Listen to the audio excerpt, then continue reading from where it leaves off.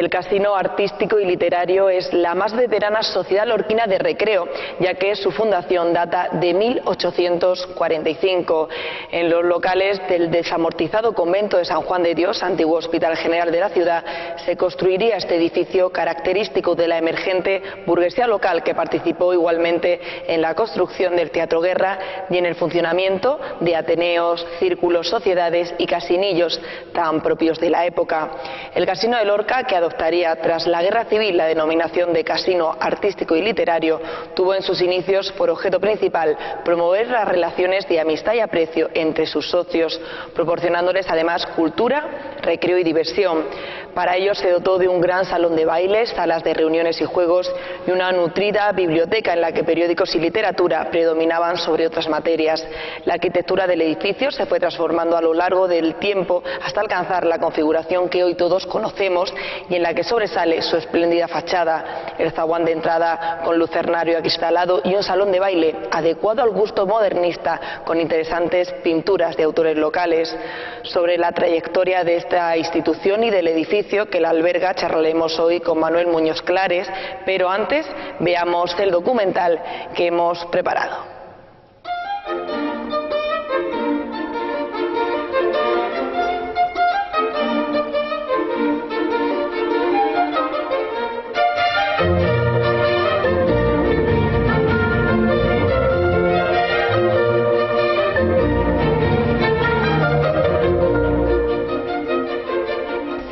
Lorca, además de la conocida impronta barroca que tienen sus principales monumentos, ofrece también al visitante un muestrario amplio de arquitectura ecléctica, surgida en la segunda mitad del siglo XIX y primeros años del XX.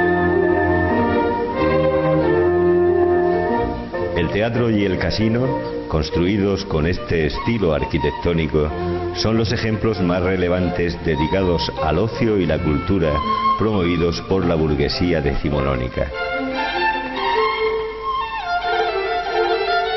El Casino de Lorca, creado en 1845 en parte de los locales del desamortizado Hospital de San Juan de Dios, fue acondicionando progresivamente su edificio para dotarlo de la comodidad y el ornato propios de una sociedad recreativa.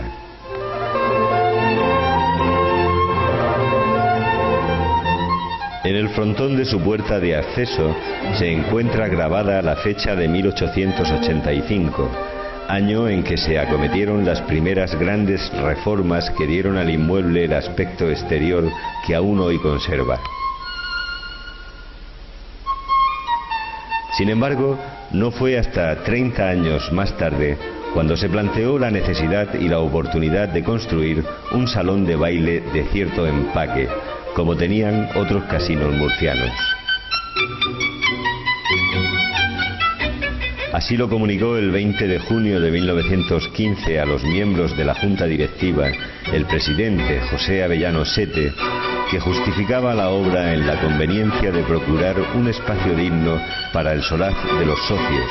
atrayendo también a una juventud que estaba ausente tanto en las listas de miembros como en las actividades que se organizaban.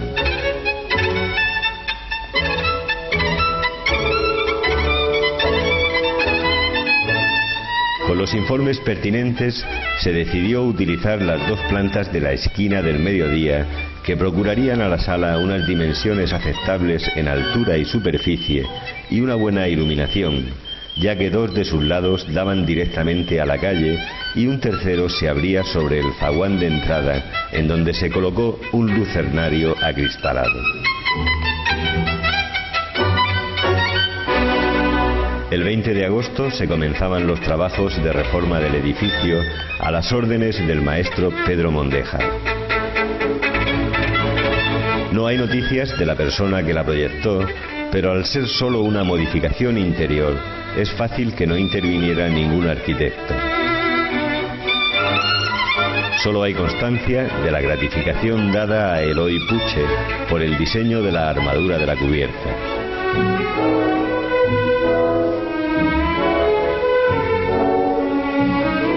A los pocos meses aparecían trabajando a pie de obra dos escayolistas, Juan Pareja y Ginés Morenilla, y el carpintero y tallista Emilio Latorre, quienes permanecieron prácticamente hasta la conclusión y fueron los encargados de realizar los moldes precisos y fraguar los adornos que cubren las paredes, pilastras, cornisas, figuras y elementos vegetales. El 25 de mayo de 1916, con la obra ya casi terminada, se sumó a ellos el pintor Baldomero Ferrer, que se ocuparía de dar a las paredes y escayolas el toque final.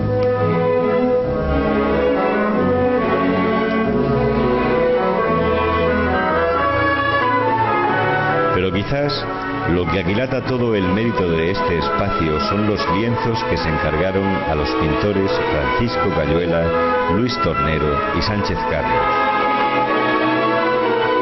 A mediados de junio de 1916 comenzaron a trabajar, el primero en el gran óvalo del techo y los otros dos, respectivamente, en los medios puntos sobre las puertas, con escenas dieciochescas y de niños músicos, y en las representaciones de musas y alegorías que decoran los intercolumnios de una de las paredes.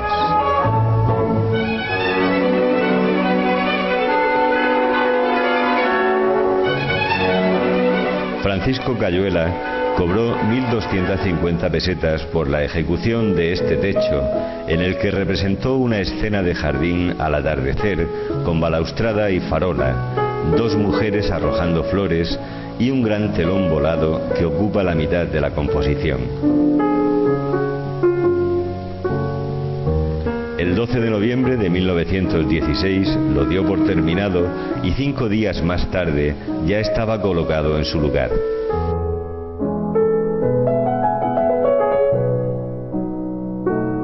De parecidas proporciones, realizó Cayuela 2 techos más para sendos comercios de los 4 cantones, hoy desmontados de sus lugares originales.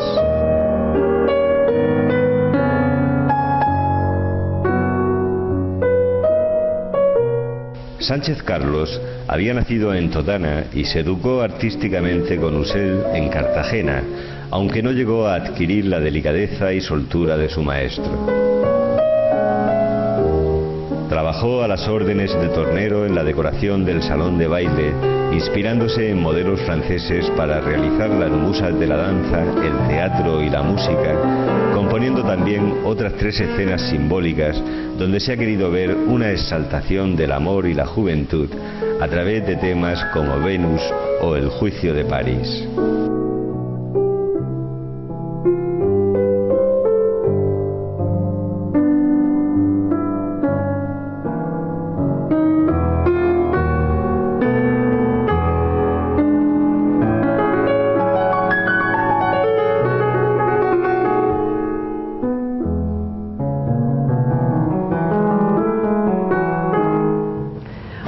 Continuamos en la veleta del tiempo charlando con Manuel Muñoz Clares. Muy buenas, bienvenido. Hola, muy buenas.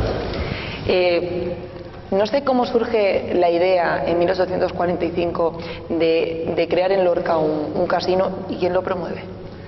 Es una idea muy extendida en España, la de crear casinos en las grandes ciudades o en las poblaciones de mediana entidad, por decirlo de alguna manera. Lorca en ese momento tiene una población suficiente, en torno a 70.000 habitantes, más o 70.000 habitantes, después de un comienzo de siglo muy tortuoso, porque recordemos que en 1802 es cuando el pantano de Lorca estalla y crea una especie de vacío poblacional y económico con el desastre que ocasiona. Luego viene la guerra de independencia, las epidemias de feria amarilla, y el siglo XIX es un siglo complicado, pero parece ser que a mediados de esa centuria, en torno a 1950 más o menos, la economía empieza a remontar, bien por efecto de la minería, que en esta zona del Levante es muy importante, o bien también por el efecto de la salida al mercado de grandes cantidades de tierras por la desamortización, que generaron que la burguesía que tenía dinero comprase esas tierras y empezase a ponerlas en cultivo. Es justo el momento en que la producción agraria empieza a despegar y hay dinero, y la burguesía tiene dinero para invertir en determinadas cosas que no eran de primera necesidad, pero sí eran,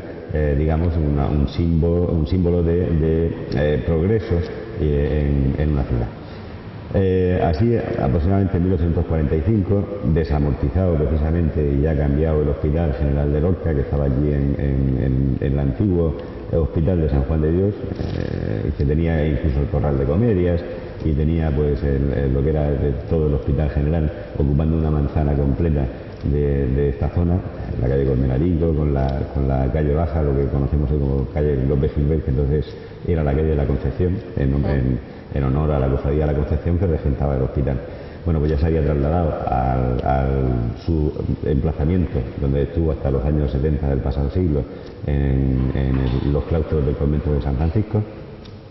Y entonces la burguesía local decide crear un espacio de recreo, un espacio donde pudieran reunirse, un espacio donde pudieran conocerse los jóvenes, un espacio en definitiva pues para el ocio y para la cultura. Y es cuando compran ese convento desamortizado de San Juan de Dios y cuando deciden crear el Casino de Lorca, lo que se llamaba entonces el Casino de Lorca, porque el nombre de Casino Artístico Literario es un nombre que se lo ponen después de la guerra, pues para darle un poco de variedad al nombre, que no fuera el casino identificado con los señoritos, sino pues bueno, pues un casino de recreo con todo tipo de recreo, de exposiciones que se hicieron después de la guerra, con veladas musicales y tal, y luego haciendo uso también de esa gran biblioteca que tiene el casino, donde se reúnen pues prensa del momento o se reúnen pues ejemplares de la literatura que en ese momento estaba en boga. Es por eso que una sociedad de esta burguesía media y alta se junta en torno a unos 200 socios aproximadamente de gente notable de la ciudad, es decir, estaban pues esa nobleza, digamos, local, que no llega a ser nunca ni nobles completos, ni tampoco hidalgos, que era el escalón más bajo de la nobleza, pero bueno, son una especie de élites local, con esos títulos concedidos sobre todo a finales del 18 y comienzos del 19, y luego comerciantes, industriales, profesiones liberales de médicos, abogados y tal. Son ese tipo de sociedad la que se crea en 1945 para aglutinados, pues comprar esos locales y empezar a tener un sitio de reunión más o menos digno. ¿Son esos mismos burgueses los que ponen el presupuesto, el dinero para hacer el casino? Sí, son esos mismos los que ponen ese dinero, los que hacen todos los salones interiores y los que incluso luego muchos de ellos los vemos en la sociedad del teatro, la sociedad de inversores del Teatro Guerra. También mucha de la gente que participa en la creación del casino después va a buscar, una vez que ya tienen el local para reunirse, pues va a buscar precisamente un local donde se puedan hacer grandes reuniones sociales, pero ya con un carácter más cultural, como es el caso del Teatro Guerra. Y muchos de los promotores de aquella idea del casino luego los vamos a encontrar también como accionistas del teatro y como gente pues, que regenta un palco durante mucho tiempo y familias que tuvieron y que tienen una cierta notabilidad local. Cuando se crea en 1945, evidentemente hay que pensar que sería simplemente una adaptación de los locales que entonces existían del antiguo Hospital de San Juan de Dios, con grandes salas y quizá alguna construcción muy leve de algún espacio de reuniones o salas de juegos y tal. Parece ser que hacia 1860 aproximadamente el casino está ya emprendiendo reformas constantes pues, para ir buscando espacios definidos. En ese momento ya tiene pues, salas de juego, tiene los juegos de cartas, juegos de billar, que son los típicos de ese momento, tiene lo que llaman un salón de café, tiene un pequeño salón de baile, que no sería el que hace posteriormente, pero un local para esos bailes, y tenía por supuesto una especie de lugar donde leer los periódicos, que se llamaba, siempre se ha llamado Lorca, y en casi todos los casinos el Senado, porque era donde estaban, digamos, las personas más mayores, pues leyendo la información política en los periódicos, o leyendo la información financiera, y a esos sillones grandes donde se leían los periódicos se les llamaba o los casinillos o los senados. En Murcia creo recordar que el Gran Casino de Murcia tiene un salón de estas características acristalado por completo que da a la trapería para ver pasar la gente y tal, y aquello que llaman la pecera. Pero aquí no había una pecera en esas condiciones, le llamaban el Senado porque se discutía mucho de política y mucho y se hacían negocios incluso. En 1883-84 más o menos el casino da un salto cualitativo, lo que es el edificio y lo que son los interiores. Es el momento en que se crean ya unas salas específicas de juego, se crea un salón de café que incluso llega a tener decoración pintada. La prensa del momento da lugar a unos comentarios sobre la magnífica decoración pintada que había hecho un pintor que se llamaba Antonio La Rosa, que vino específicamente de Granada para hacer esa decoración de esos salones de café que eran entonces, pues, al parecer el sitio preferido pues, para pasar las tardes y estar de reuniones, pues, tanto para señoras como para señores. Y también en esa reforma del 83-84 se hace un gran salón de baile precisamente para favorecer pues esos bailes de carnaval, esos bailes de primavera, de las ferias, etcétera, etcétera. Esa fue el momento también en que no solamente se reforma el interior del casino, sino que, como sabemos, en 1885 se acaba todo el exterior, con ese revestimiento a través de aplacados puestos en los balcones y en las ventanas, que le dan al casino ese aire de arquitectura ecléctica. Ecléctico significa mezclas de estilos,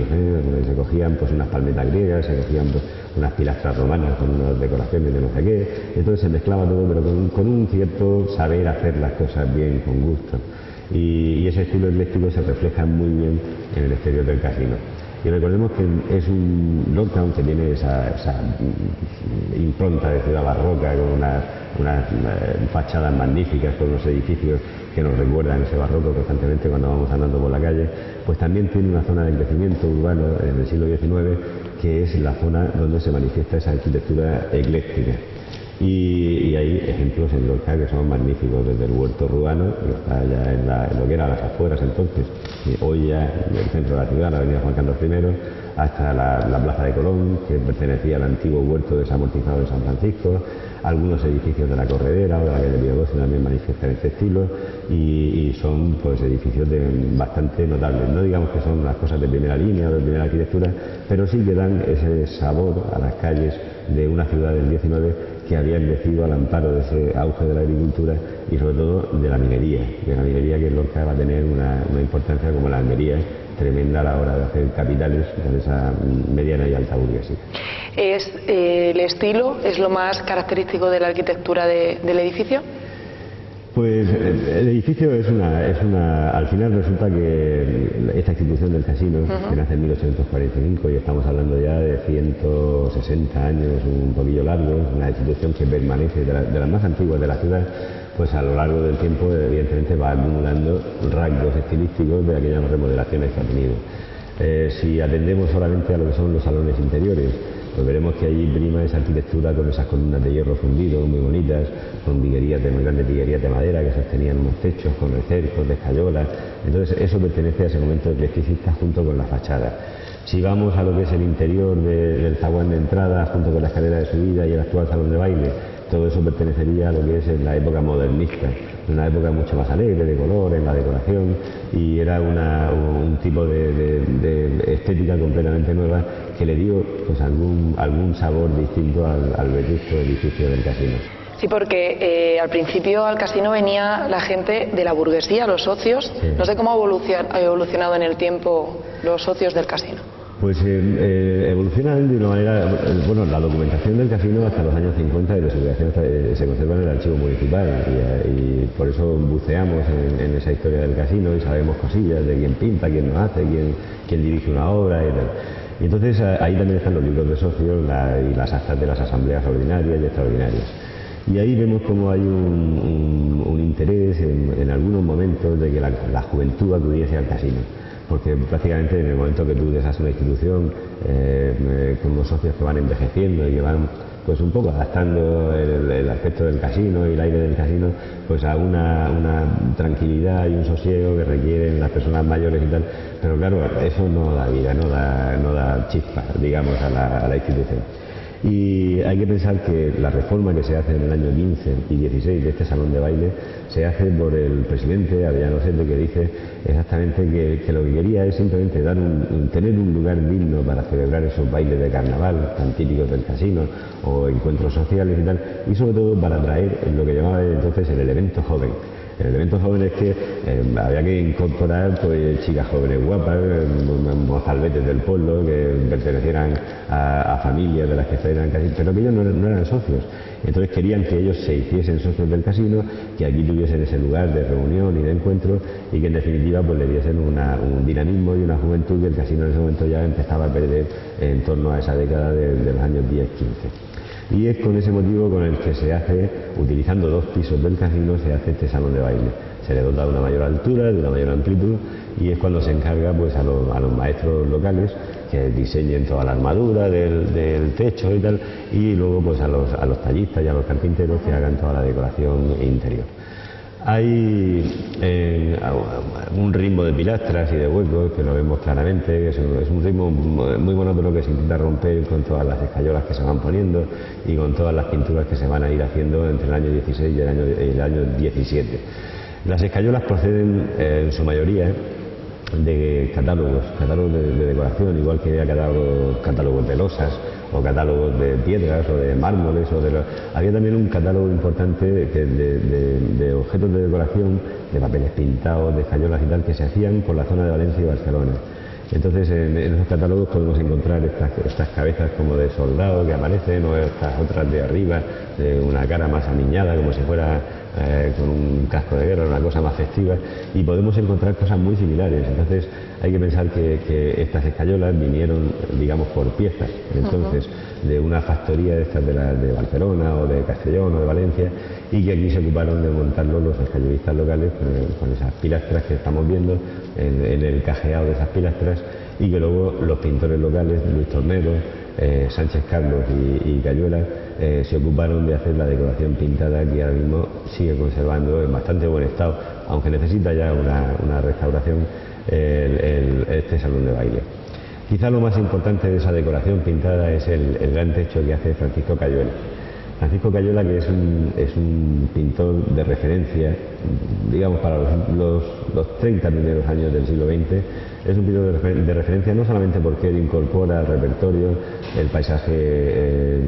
local, pequeño, de Callejuelas, de los paisajes de la Huerta, vistas generales de Lorca, sino porque incorpora también el retrato, y luego trabaja, que es lo que más fama le ha dado, en los bordados para el Paso Azul. Hace una serie de bordados religiosos de una calidad excepcional, sobre todo en lo que es el entorno de la Virgen. Y Cayuela es el elegido para hacer este gran techo. Ella había hecho algunos techos aquí de la cafetería de los Cuatro Cantones, de la caña de azúcar, del establecimiento que había enfrente, y entonces con esa experiencia afronta el gran techo del salón de baile del casino. Y aquellas 1.250 pesetas que le pagan por hacer el techo, yo creo que le debieron parecer poco. Poco porque es muy bonito el techo en cuanto al barandal, las mujeres que hay asomadas, la farola, el atardecer, pero luego soluciona prácticamente el 50% del techo con un gran manto volado, como si estuviera quitando una cortina, que eso realmente a los pintores les resulta muy fácil de hacer. Entonces dijo, bueno, si me pagáis esto, pues lo más seguro es que os haga la mitad solamente del techo. Hizo una cosa magnífica de mujeres arrojando flores y tal, y luego rellenó todo eso con ese gran techo, ese gran manto volado, que le da mucha vistosidad y le da mucho colorido al techo. Para los arcos de medio punto, hay Tornero, Luis Tornero, que era delineante y era pintor también, era un tipo interesante. Alguna vez habría que hacer una biografía más grande de la que conservamos a través de los escritos de Spinrael, porque no solamente demuestra saber hacer pintura, sino que también es proyectista de determinados proyectos de obras, y también era un magnífico dibujante de líneas, delineante. Él, bueno, proyectó panteones para el cementerio desde el momento de esa arquitectura ecléctica y tal, a montones, y además hoy son una muestra precisamente muy, digamos, seleccionada y muy bonita y muy rápida de ver de ese muestrario de arquitecturas eclécticas de finales del 19 y a comienzos del 20. Y Luis Tornero se dedica a hacer esos medios puntos que están encima de las puertas y de las ventanas, pues con niños músicos, con escenas 18escas de galanteo, de baile, de carnaval y tal, que le van muy bien a lo que era el destino que iba a tener ese salón de baile que hacía el Casino Nuevo. Y 2 años después, entre el 17 y el 18, Sánchez Carlos, que es un pintor de Totana, que está trabajando por toda la zona del Guadalentín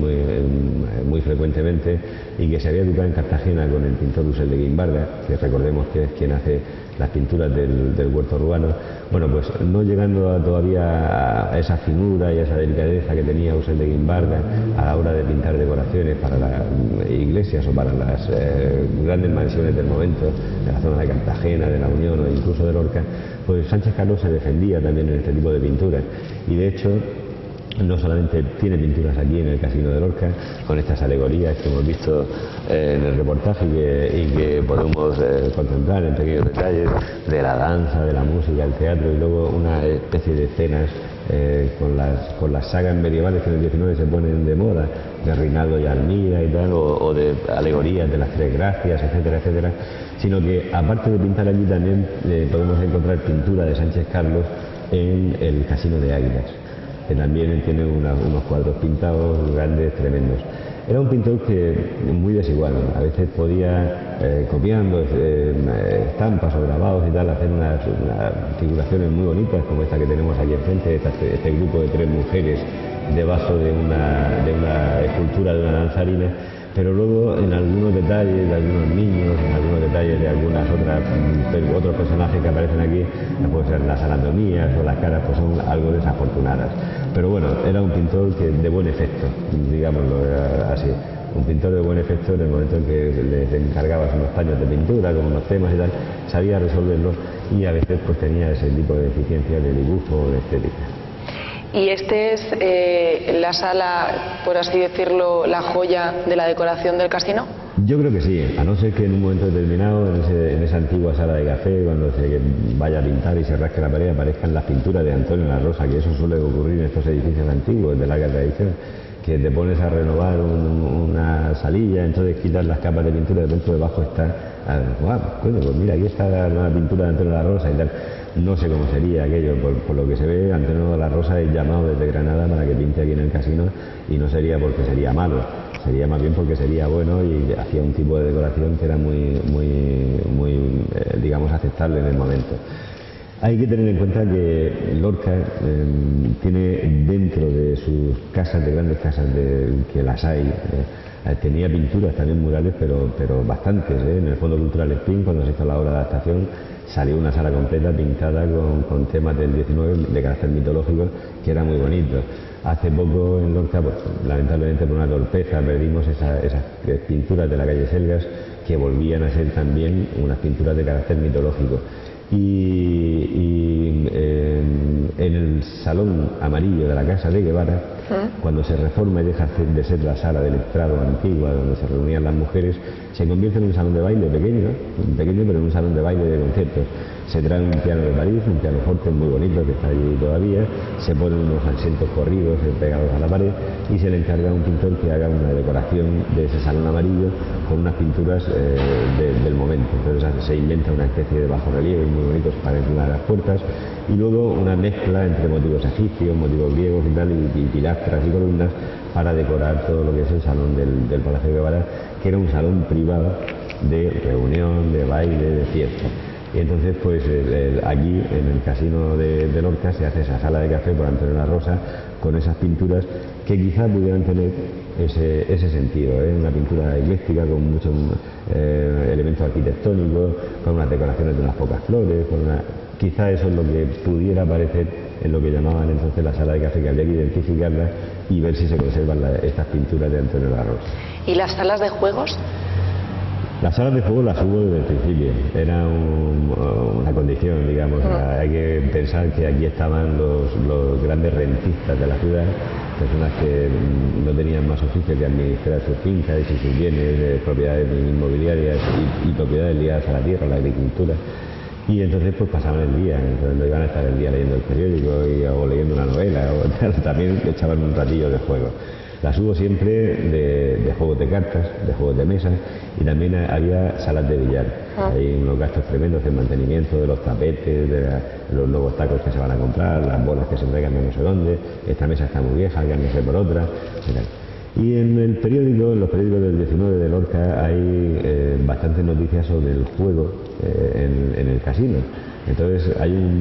sobre todo un periodo de 1880 y tantos hasta 1900 y pico en que se está pidiendo, por favor, que no se hagan timbas donde se jugaban las perras y se jugaban hasta los pelos, vamos. Entonces, que cómo era posible que la ley antijuego esta que había entonces, que prohibía el juego callejero, el juego de las tabernas o en los bares, fuera tan estricta para este tipo de cosas, pero no fuera tan estricta, digamos, para los locales del casino. Entonces se pedía que un poco de orden, por favor, y tal. No, creo que el casino de Lorca, hombre, si va uno a testimonios antiguos de a fulano se jugó una finca, o se jugó el caballo, o se jugó tal cosa y tal, pero no creo que fuera la ruina de muchas familias. Los grandes casinos de Madrid, de San Sebastián, de otras ciudades, es posible que si hubiera, digamos, apuestas grandes y apuestas que llegaron a arruinar familias. Pero en Lorca no creo que llegara la sangre al río, nunca. Hubo su juego con dinero, en cierta manera prohibido, en cierta manera desafiando esa ley de la prohibición de apostar dinero, pero vamos, no es ahora mismo se juegan cartas, se juega dominó, se juega al billar y tal, pero se juega simplemente por pasar el rato. Y en cuanto a la biblioteca, yo no sé si se conservarán algunos de los ejemplares,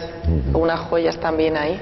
No la conozco muy bien, no la conozco a fondo, pero sí sé que hay una buena colección de libros, de literatura del 19 y de comienzos del 20, y sobre todo una buena representación de revistas ilustradas y de periódicos del momento. Lamentablemente no se ha conservado pues prensa local, no mucha prensa local. Entonces eso es un hándicap tremendo, porque los casinos son los grandes depositarios de esa prensa que se recibía a diario y se pagaba pues, para que todos los socios que eran de distinta condición política o social pues tuvieran acceso a su información y a su periódico local. Se han conservado las grandes revistas ilustradas, la Ilustración Española y Americana, se conservan, pues no sé si de La Esfera, del Blancos y Negros, todo este tipo de revistas de carácter nacional que llevan información de carácter general y luego muy buenas ilustraciones, bien grabados con fotografías. Y la biblioteca sobre todo ha conservado el mobiliario de lectura y para guardar los libros, que es muy bonito, es muy de época, muy de final del 19 y comienzos del 20, y es una biblioteca que debería pues cobrar vida otra vez, tener una cierta horario de apertura para que se pudieran consultar, leer, no digo ya préstamo porque son libros antiguos y periódicos antiguos, pero sí por lo menos procurar el acceso controlado a esa sala de lectura, pues simplemente para deleite de muchas personas que, como yo, pues nos gusta ver periódicos antiguos, ojear simplemente los magníficos grabados de la Ilustración Española y Americana es una maravilla para aquellos que tienen unos pocos ejemplares. No sé yo si era el casino en sus inicios el único local que ofrecía este tipo de servicios. No, y además en ciudades de mediano tamaño como esta, o incluso en ciudades de gran tamaño como Madrid o como Murcia o como Valencia y tal, solía haber siempre la contra. Había un casino de Lorca, un casino de Murcia, el casino de Madrid, el casino... Y luego había, puesto que estos locales eran de socios, eran privativos para los socios y podías entrar con invitación del socio, de la mano de un socio, pero no podías entrar libremente, existían otros locales, digamos, más modestos, menos pretenciosos y tal, que ofrecían también esos lugares de reunión, esos pequeños casinillos, las tertulias, el periódico y tal. Aquí en Lorca había, además estuvo hasta los años creo que 30, y era muy conocido el club. En la Corredera también era una especie de sociedad. Estaba el casino agrícola, estaba el casino industrial, había casinos para trabajadores en San Cristóbal, había círculos recreativos y había otro montón de sociedades que quizás no todas convivieron al mismo tiempo, pero que sí iban ofreciendo alternativas. Pues aquí estaban los conservadores en el casino, pues había un círculo liberal que tenía su sede en el Club Fulano. Los trabajadores no podían entrar ni al círculo liberal ni al círculo conservador, pues se iban al casino y se hacían su casino en San Cristóbal. Entonces sí hubo un montón de locales que, ya digo, con menos pretensiones que lo que era el casino de Lorca, pues sí crearon esos espacios para la tertulia, para el intercambio, para el conocimiento, y eran espacios básicamente de ocio y de recreo. ¿Y esos no han persistido a lo largo del tiempo? ¿Han desaparecido? Hombre, quedan algunas sociedades, pero ligadas siempre a alguna actividad. La Sociedad Cinegética San Huberto, creo recordar, en el barrio de San Cristóbal, todavía reúne pues a cazadores y a antiguos cazadores y tal, que allí encuentran su espacio de recreo. Pero evidentemente la época en que proliferan estos casinillos o estos clubes y tal, es una época de gran efervescencia política. Había el Partido Radical, el Partido de los conservadores, el Partido Liberal, bueno, un montón de partidos políticos que cada cual tenía su órgano de expresión y querían juntarse en un sitio determinado. Eso motivó que muchos clubes o bares simplemente se convirtieran en esas pequeñas sociedades privativas y llegasen pues a juntarse pues 4, 5 o 6 en un momento determinado en un distrito o en Lorca, en una ciudad. Ocurre con la ley antitabaco, está pasando algo parecido ahora, cuando ya no nos dejan fumar, porque yo soy fumador, en ningún bar o en ningún sitio tal, ahora aparecen los clubes gastronómicos, los clubes de fumadores, y al final vamos a llegar un poco otra vez a esos pequeños casinillos, volveremos otra vez a los casinillos y a las sociedades, en este caso para delinquir gravemente fumando. Manuel, ¿cómo era venir al casino? No sé, supongo que sería pues venir al casino era el gran acto social. Sí, era un escaparate social. Cuando vienes al casino es para que te vean o para ver a otra gente. Y había digamos que una visita de diario normal y corriente, la de los socios que vienen a pasar el rato, a echar la tarde, a un día de fiesta, pues a leer el periódico, a tomarse un aperitivo con los amigos y tal. Y luego había las grandes ocasiones del casino,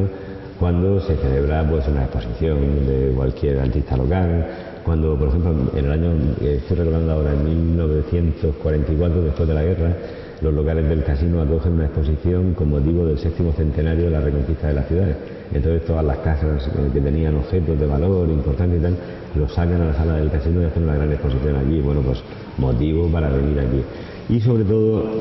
Feria de Septiembre, que es el momento en que se hacen bailes y fiestas en todos sitios, y más que nada carnaval. El carnaval necesita, hace frío, no se puede estar mucho en la calle, nada más que las máscaras y las comparsas que van, pero cuando se hace un baile, digamos, de sociedad y tal, pues se hacía aquí, y se hacían con bastante éxito. ¿Y se siguen haciendo? Y se siguen haciendo, todavía las amas de casa, muchos años, o casi todos los años, se disfrazan y vienen y hacen un baile de carnaval. Pero ya el de las amas de casa, digamos que es un carnaval de tercera edad. El carnaval joven, el baile de carnaval joven, los bailes de piñata, todo esto yo creo que se ha perdido un poquillo. Ahora mismo ya la gente busca otro tipo de marcha, otro tipo de celebración del carnaval, se van a Águilas o se van a tal, y es un carnaval distinto. Diferente, sí. Ya sabemos cómo era venir al casino, y supongo que te daría también un estatus enorme ser socio del Casino de Lorca. Sí, el otro día he estado oyendo a una persona que hablaba de la Feria de Sevilla, hablaba de las casetas de la Feria de Sevilla. Decía, oye, es muy costoso mantener las casetas de la Feria de Sevilla, esto es un lujo, una semana sin hacer nada. Entonces decía este hombre, que era un empresario sevillano, dice, te equivocas en eso, porque la Feria de Sevilla para nosotros es un escaparate internacional.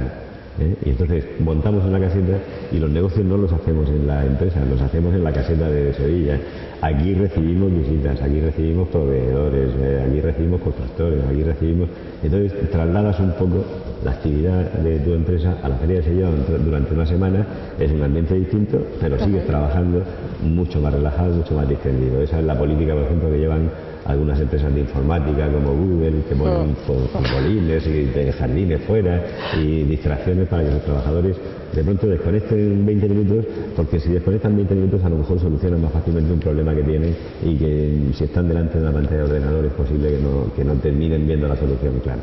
Bueno, pues en el casino pasa eso también. Se viene, es un casino, es un sitio donde pagas una cuota como socio, pero cuando entras aquí pues te encuentras con gente que no conocías. Y a lo mejor esa gente para tu negocio te viene estupendamente, o resulta que para tu relación personal el conocer a fulano, mengano o perengano pues te viene muy bien personalmente, o te pueden poner en contacto, en comunicación con otra persona. Entonces los casinos son un poco eso, los casinos son lugares de oportunidades, de recreo, de ocio, pero también de oportunidades. Tú vienes aquí, ves lo que hay y esperas a ver qué pasa también, o buscas que las cosas pasen. ¿Y el cambio de nombre del casino es un lavado de cara? Creo que fue simplemente quitarle el cierto carácter peyorativo que tuvo la palabra casino. Casino siempre se asoció al rentista vago, al tipo que venía aquí a pasar el tiempo horas muertas mientras que otros trabajaban por él, el que cobraba las rentas, el que vivía de la especulación. Y entonces el casino artístico y literario suena muy bien porque... pero tuvieron razón, quiero decir, al hacer eso, porque no solamente pusieron el nombre para decir ahora le cambiamos el nombre y esto es otra cosa, no, es que en ese momento se recuperan y se ponen en auge exposiciones, veladas literarias y veladas musicales que habían estado muy de moda durante el 19 y el 20, con aquellas señoritas que al piano pues interpretaban pequeñas zarzuelas, trozos de ópera, pequeños conjuntos de piano, violín, con un cello y tal, que venían a dar conciertos. Y entonces por los años 40 y 50 y hasta incluso 60 el casino fue lugar de conciertos, lugar de exposiciones, lugar de recreo otra vez y de bailes, y fue también un espacio para la recepción de personajes importantes. Cuando en el año 52 llega a Lorca el embajador de Irlanda para traer la bandera irlandesa que se hizo el día de San Patricio en las salas capitulares, se le recibe con una comida aquí, en el casino, y aquí se hace el homenaje al embajador irlandés. Y luego no solamente sirve para personalidades, también para homenajes de carácter local. Muchas comidas de esas características se han hecho en los salones del casino, pues porque daba una cierta prestancia. ¿Y el uso actual del casino cuál es? Pues lo desconozco porque no soy socio. No descarto alguna vez hacer socio, pero de momento no soy socio. Sé que siguen celebrándose las fiestas, sé que siguen las salas de juego abiertas, sé que existe una sala de televisión, una sala de bar con cafetería y tal, y sé que en algún momento ha compartido instalaciones también con otras entidades como Universidad Popular, no sé si alguna vez algo de música, o banda de música estuvo por aquí también, y entonces, bueno, pues tiene su vida, tiene su marcha, y lo que comentábamos antes, yo creo que la Junta Directiva está preocupada porque es muy costoso mantener el edificio y mantener la sociedad en activo, y no siempre se pueden pedir fondos públicos y menos en momentos de crisis, y buscar salidas imaginativas, salidas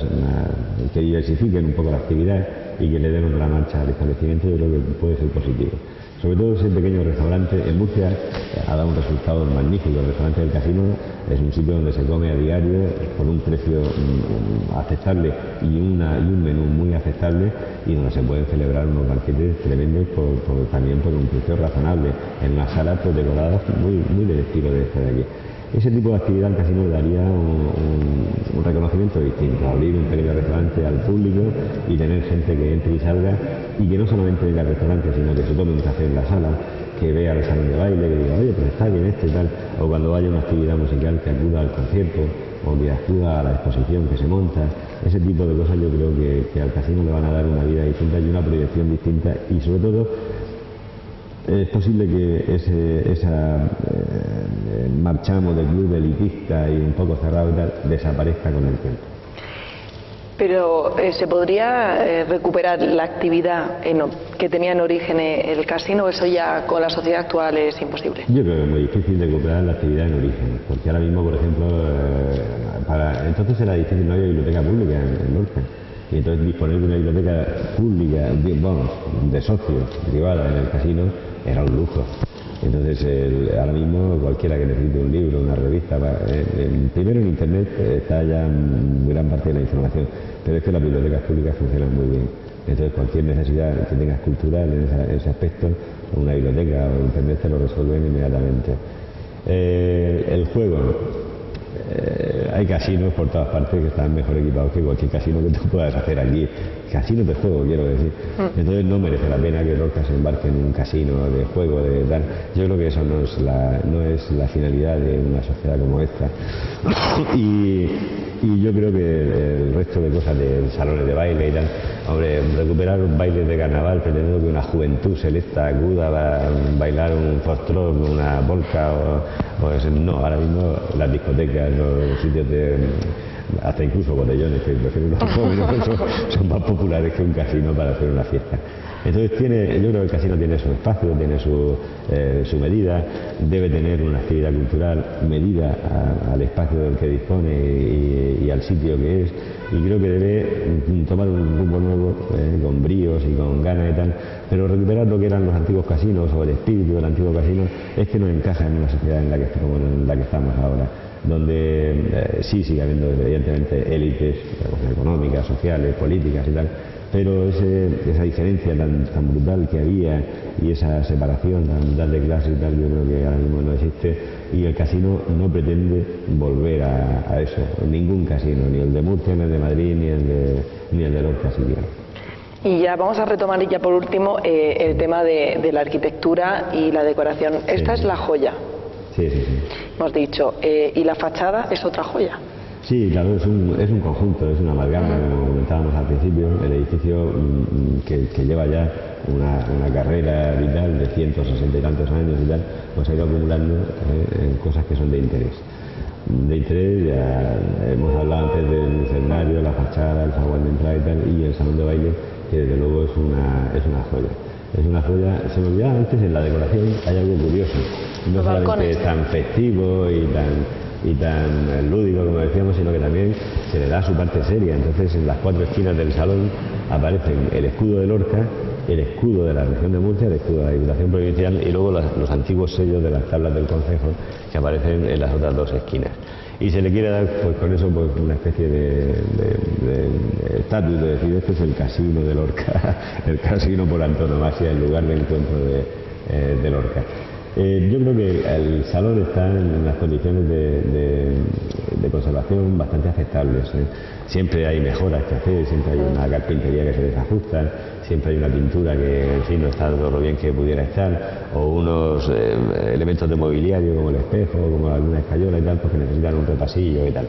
No estaría de más que en algún momento se hiciese una inversión de verdad de consolidación de lo que es todos los elementos, que ya digo, no corren ningún peligro de caída, ni peligro de deterioro, pero sí darle una limpieza y dejarlo, digamos que definitivamente para otros 30, 40, 50 años, porque hay